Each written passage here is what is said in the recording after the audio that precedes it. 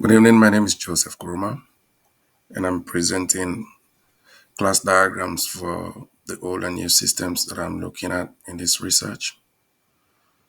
So for these class diagrams, key components in these class diagrams we're looking at are the classes, the attributes, and the methods. So we have four classes in this old diagram. That's the clinician as a class, administrator, the database, and the system. So the class clinician, this represents users who access and input data. The class administrator represents users who manage the system and configuration. And the system represents the overall system management and workflow.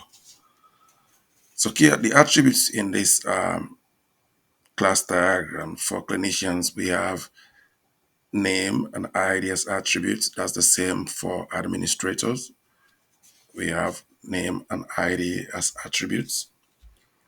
In the database, the attributes here are scatter database data. This is data that is stored in multiple sources, and you have a connection status. This is actually talking about the availability of data. And the system, we have workflow as our attributes. And the methods, each class has methods relevant to its role in the whole system. Example, access data for clinicians, manage system for administrators. These are all methods that are seen in the old system. We can clearly see the relationship between these different classes. So clinician to database, there is a relationship here which represents the interaction to access and update data, and the administrators to the database. This represents the administrator's role in managing the system data. The clinician and administrator to the system. This represents how users interact with the system.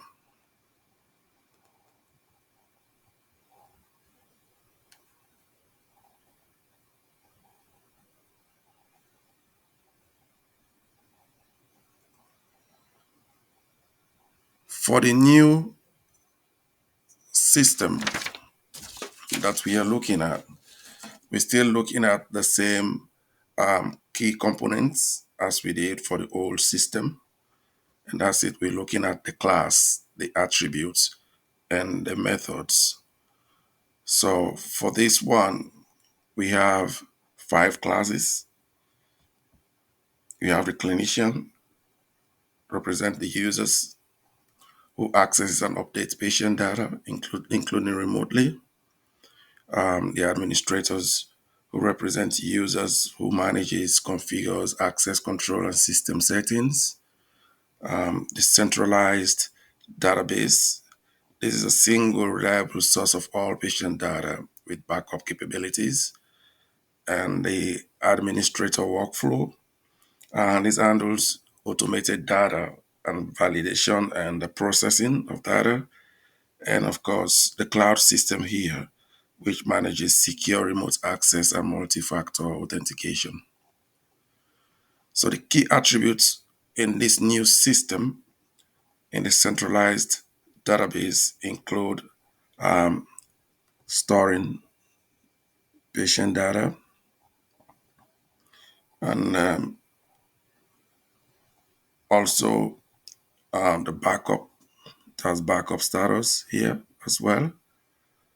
And for the automated workflows, the attributes, we talk about the validation here. We have to validate the validation rules to ensure consistency in the system. The methods for the clinicians, methods of data access. We have an Another method is the entry of data, and another one is remote interaction here. That's another method. For the administrators, method for the um, system configuration, that's a method, and access controls. The centralized database has methods for retrieving, storing, updating, and backup of data. And the automated workflow, we have methods of validating, processing data, and ensuring accuracy. And the cloud system here. Um, the cloud system manages user authentication and remote access.